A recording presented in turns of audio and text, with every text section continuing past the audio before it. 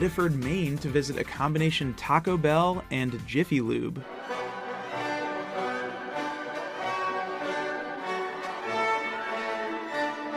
Typically with a place like this, people will start using a portmanteau, which is a combination of words. So a KFC, Taco Bell, Pizza Hut becomes Kentaco Hut. IHOP and Applebee's becomes IHOPPLEBEE's. So for this one, I'm gonna go with Jiffy Bell. And just to be upfront with you, the other combos in this episode are basically just happy accidents. Like they didn't set out to be a combo with one another. But I was delighted to discover that this one specifically was built from the ground up with the intention of having it be a Taco Bell Jiffy Lube.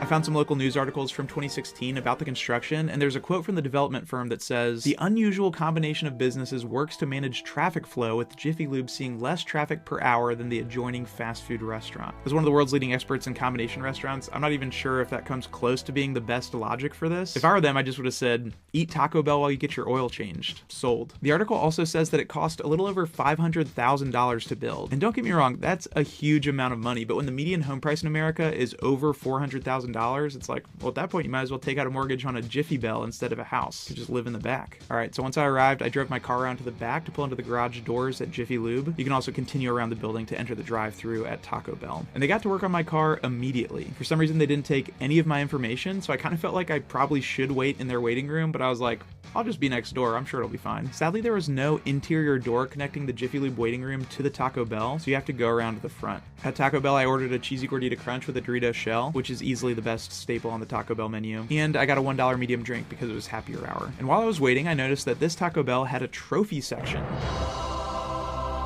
I've seen the occasional plaque or frame on the wall of a Taco Bell, but never a full-on trophy section. Apparently Henry Gustafsson is like the Michael Jordan of Taco Bell. Someone's gonna have to hang that man's uniform from the rafters once he retires. All right, my food came out, I got my Baja Blast Zero, and then I made my way back over to Jiffy Lube. But by the time I got outside, which was legitimately only 8 minutes after I pulled in, my car was already done. Do you ever wonder if they actually change your oil at these places? I know they did, and I know that they're professionals, so they can do it a lot faster than I can when I change my own oil, but I just feel like when they work for 8 minutes and then charge you $110, it's like, you guys sure you like double checked everything? Anyways, because they were so fast, I feel like I didn't even get the full experience of getting to eat my Taco Bell in the Jiffy Lube waiting room. So I just pulled around to the front and ate it in my car. For each of these places, I'll give 3 ratings. The first one is how well these businesses pair with each other. The second one is how well they executed the combo. And then the third rating is my experience visiting the combo. So for the Jiffy Bell, I'm gonna go 10 out of 10 for the pairing. I mean, the Cheesy Gordita Crunch was way better than any of the coffee that I've ever had in a Jiffy Lube waiting area. Execution was a 7 out of 10. I mean, the doors were in weird places, and as I mentioned, there was no interior door connecting the two businesses. But overall experience, I'm gonna go 9 out of 10. I wish it didn't cost so much, but overall probably the most fun oil change I've ever had. Every once in a while I get a comment that's like, how do I do this job? Or, bro got the best job in the world. And it's true, I'm super grateful that I get to do this for a living, but I haven't always been a content creator. There was a time in my life where I was working another job, which was really meaningful to me. I just ended up getting burnt out. I was like, do I double down because I've already invested time and money into this path, or should I just go for it in this other direction? And that's why I'm thankful to partner with Southern New Hampshire University, who's the sponsor of this episode. Because if you're feeling similarly, they can equip